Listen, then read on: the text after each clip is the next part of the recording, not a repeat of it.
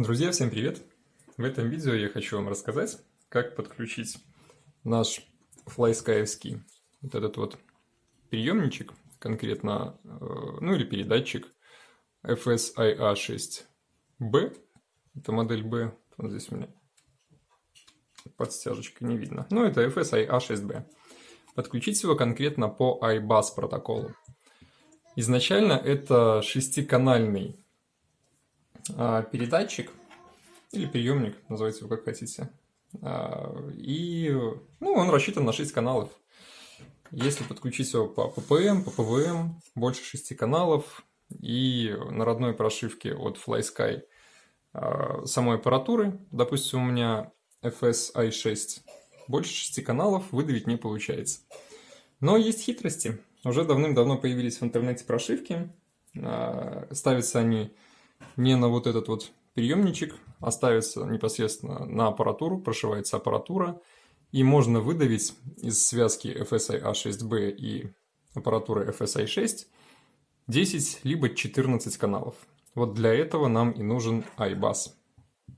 Ну, поехали, покажу, как это делается. Такая тема вообще актуальна, уже для достаточно устаревших полетных контроллеров, но они до сих пор очень популярны. Вот, допустим, как на F1 вообще еще процессоре NACE32 или на F4 процессоре Omnibus F4 второй версии, один из самых популярных и бюджетных таких удачных полетных контроллеров, который сочетает в себе все. Тут F4, хороший гироскоп MPU-6, по-моему, 3 UART, сразу датчик тока, сразу к нему все подключается напрямую, SD-шка впаянная. Короче, это все в одном. Даже и Blackbox есть, и бэк свой на 2 ампера. Точно такой же полетник у меня стоит здесь. Этот уже, к сожалению, подпаленный. Здесь умер бэк. Поэтому, чтобы он работал, его надо запитывать отдельно от 5 вольт. Ну вот на его примере я и покажу. Почему именно Omnibus? Тут что NACE32, вот этот вот полетный контроллер, это очень уже устаревший, это уже вообще динозавр. Что Omnibus F4, они изначально с протоколом iBus как бы не дружат. Здесь под это ничего нету. Сюда можно подключать любые передатчики по PPM, по PWM протоколу. Конкретно в NACE32 здесь есть даже площадка под CPPM и SBus. Но SBus это не iBus. iBus напрямую сюда впаять некуда. Я знаю, некоторые люди делали типа конвертеров, переходники. С этим заморачиваться не буду. Работает это дело нестабильно. Во всяком случае, так говорят в интернете. Вот. Значит, давайте посмотрим на распиновку самого контроллера. Вот фотография. Зачем это нужно? Мы будем подключаться к нашему приемнику непосредственно по RxTX. И для этого нам нужно найти свободный UART. Допустим, мы будем подключаться по UART1. Вообще, вот этот вот полетник очень удачная тема для таких вещей. В первый мы подключаем RxTX, в первый UART мы подключаем наш приемник FSIA6B. А в RxTX3 и RxTX6 мы подключаем тот же самый TS100, GPS-ку с компасом.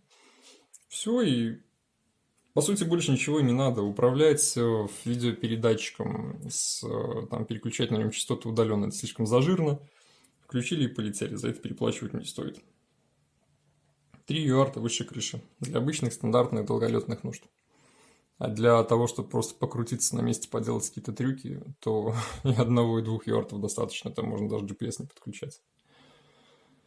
Вот, теперь давайте посмотрим саму схему подключения. Так, продолжаем. Значит, чтобы подключиться, что нам нужно? Мы берем наш полетник. Вот у него у нас здесь идет 4-пинный разъем. Это идет минус-плюс, TX и RX. Делаем вот такой вот переходничок. Нам нужно всего-то 3 провода, а конкретно минус-плюс и RX. TX нам не нужен, этот провод будет в сторонке. Втыкаем его сюда. То есть запоминаем еще раз. Минус-плюс и самый нижний крайний — это RX. Дальше фишка, которая у нас остается, я специально сделал такой вот переходничок трехпроводной. мы берем наш IA6B, у него вот сверху написано iBus Servo. И воткнуть нам надо вот где верхние три, вот эти вот верхние три ножки в iBus Servo. Это идет минус, плюс и сигнал. Вот вам распиновка данного приемничка. Опять же повторюсь, мы берем верхние правые три пина. Это минус, плюс и серво. Ну, сигнал. Минус, плюс и сигнал, если слева направо считать. И втыкаем все это дело вот так вот, вот сюда. Все, воткнули. Минус, сигнал, плюс и минус. И здесь минус, плюс и RX. Ну, по подключению по железу, по сути-то и все. Дальше уходим в iNav. Итак, подключаем наш полетник к компьютеру и заходим в iNav конфигуратор. Вот мы подключились. Да, все работает. И что хочу сказать. Значит, мы, напомню, подключаем Omnibus F4 к приемничку FS-IA6B по протоколу iBus. Воткнули мы провод в нашем Omnibus в RX1 и плюс-минус. И в приемничке воткнулись в сигнал и плюс-минус, там, где написано iBus Servos. Полетный контроль разброшен по стандарту. То есть, как будто мы его только что прошили, он полностью по дефолту. Заходим во вкладочку «Receiver», включаем наш пульт. И, как мы видим, ничего. Никакой реакции. Ну, пока выключим пульт. И начнем. Первым делом нам нужно зайти во вкладочку «Порт», отключить MSP на UART1, так как у нас сюда подключен наш приемничек, и включить Serial RX. Жмем Save and Reboot.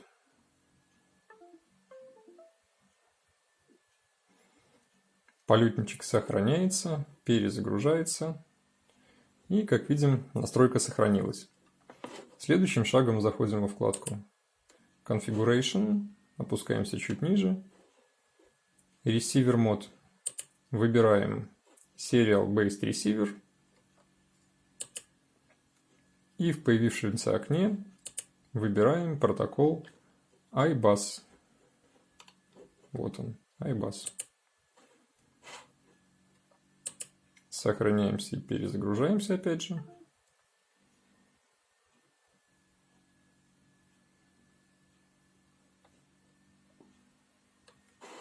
Проверяем. Заходим во вкладочку Receiver. Включаем наш пульт. И вуаля! Все работает. Да, все крутилки, все стики, все полностью работает. Вот таким вот образом и настраивается все это дело в iNav. Но есть еще одна хитрость, которую нужно сделать в самой аппаратуре.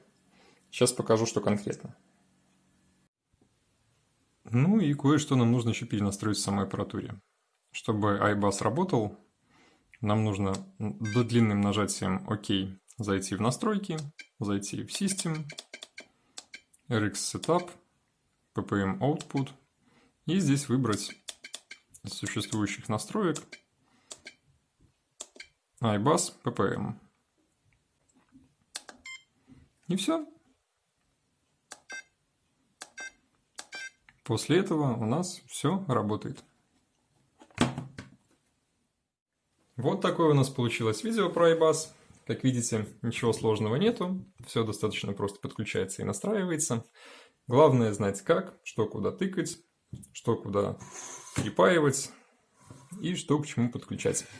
Поэтому, кому понравилось, ставим лайки, подписываемся на канал, смотрите другие видео, заглядывайте в описание. Всем пока!